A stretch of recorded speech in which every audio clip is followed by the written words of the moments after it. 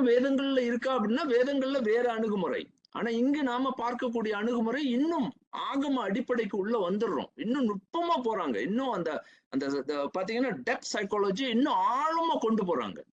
அப்போ இங்க பாத்தீங்கன்னா கோவிலையே வந்து நம்மளுடைய ஒரு வடிவாக்கமாக கொண்டு வரும். அங்கதான் வந்து நம்மளுடைய உள்முக நோக்கு எப்படி கொண்டு போகிறது, உள்ளத்திற்கு எப்படி என்னுடைய சிவ பரம்பொருளை அங்க இறைவனாக இருக்கக்கூடிய அந்த உத்தமனை எப்படி நான் உணர்வது அப்படின்ற அந்த கரு பொருள் தான் இங்க.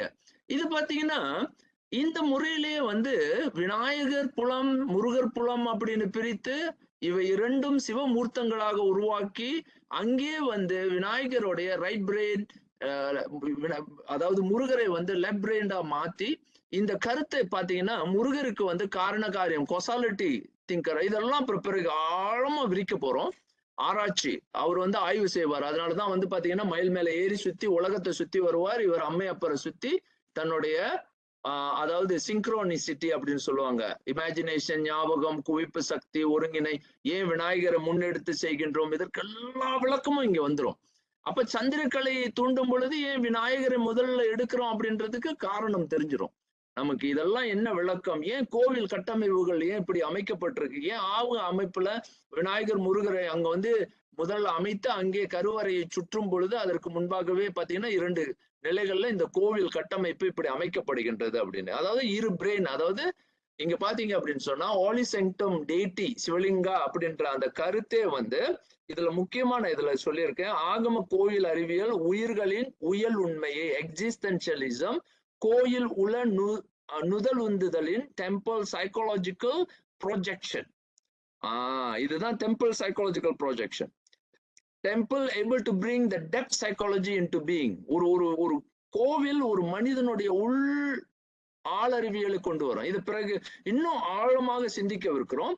அதுக்கு மேல வழி ஆராய உதவும் ஓர் உள்ளுரை உளமானி அப்படின்ற ஒரு இன்னொரு சொல்ல நான் பயன்படுத்துறேன், இன்ட்ரின்சிக் சைக்கோமெட்ரிக். இது எப்படி நடக்குது அப்படின்னு இன்னும் ஆழமா ஆய்வு செய்யும் பொழுது ஒரு பெரிய அறிவியல், தமிழர்களுடைய அறிவியல் வந்து எங்க போய் நிற்கும் அப்படின்னா உலகத்தையே விஞ்சி, உலக அறிவியல்ல இவ்வளவு விஞ்சி நிற்கக்கூடிய ஆற்றல் தமிழர்களிடையே இருந்திருக்கு அப்படின்றத நம்ம பார்க்கலாம். அப்ப இங்க நீங்க பாத்தீங்கன்னா யாருக்கு, அதான் நான் சொன்னேன், டெம்பிளுக்கு அதாவது கோவிலுக்கு 2 நோபல் பிரைஸ் கிடைச்சிருக்கு. ஒன்று இப்ப நீங்க பாத்தீங்க இவருக்கு கிடைச்ச இந்த ரோஜர்ஸ் பெரியோடைய அடிப்படையை தமிழர் முன்னோர்கள் அந்த காலத்திலேயே அக்காலத்திலேயே இந்த சிந்தனையின் அடிப்படையில் சித்த மரபாக இருக்கட்டும், தமிழர் ஆகம மரபாக இருக்கட்டும், இதுதான் வந்து வலியுறுத்தி பேசப்பட்ட ஒரு அறிவியலாக இருக்கு. இது அறிவியல்னு நீங்க அறிவியலோட சிந்திக்க மட்டும் இல்லை, இது வந்து அதாவது செயல்முறையில செயலாக்கம் செய்யும் வழிமுறைகளையும் கண்டவர்கள் தமிழர்கள். இது எப்படி செயல்முறைப்படுத்துவது, இதை எப்படி உள்வாங்குவது, இந்த அறிவியலை எப்படி நம் உள்ளுக்கு கொண்டு வருவது, அந்த பகுத்தறிவு சிந்தனை, தருக்கம், கணிதம், ஆராய்ச்சி, அதுதான் முருக பரம்பொருள். விநாயக பரம்பொருளினுடைய அடுத்த நிலை நமக்கு தெரியும். அவ்வளவு நுட்பம் அவர் இன்றி அந்த அந்த செயல் தொடக்கமே இல்லை. அதனாலதான் இந்த இந்த இந்த அறிவியல் கற்பனை, ஞாபகம், குவிப்பு சக்தி, ஒருங்கிணை, இந்த சினர்ஜின்னு சொல்லக்கூடிய சிங்க்ரோனாசிட்டி, இமேஜினேஷன், மெமரி, சிந்தசைசிங் திங்கிங், இதெல்லாம் வந்தாதான் ஒரு மனிதன் எதையும் எடுக்க முடியும். மெமரியே இல்லை, அவன் மெமரியே போய் அதை அக்சஸ் பண்ண முடியல, ஞாபகமே உள்ள வரலன்னா அவன் என்ன உண்மையை, அதாவது ஒரு காரியத்தை தொடங்க முடியும். இப்படி ஒரு ஒரு உண்மையையும் அவ்வளவு நுட்பமாக தமிழர்கள் கொண்டு வந்தார்கள். இதுக்கு ஒரு சுருக்கமாக இன்னொரு ஒரு இதுல இன்னொரு அறிவியலை புகுத்துறேன். இங்க பாருங்க, போன முறை வந்து நம்ம அந்த மூச்சு கலையை வைத்துதான் வந்து பிரித்தார்கள் வளம் இடம் அப்படின்னு சொன்னேன்.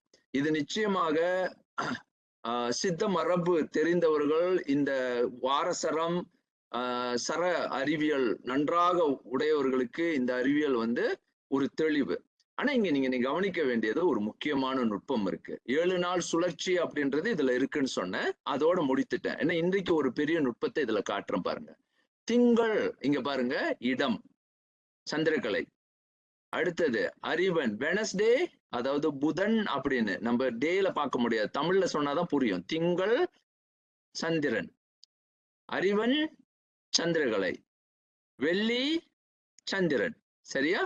இங்க பாருங்க, செவ்வாய் சூரியன், வெள்ளி காரி சனி சூரியன், ஞாயிறு சூரியன், வியாழன் இல்ல, 2 பக்கமும் இருக்கு. இது இது இது வந்து ஒரு பெரிய ஆய்வாகவே நான் செய்தேன்.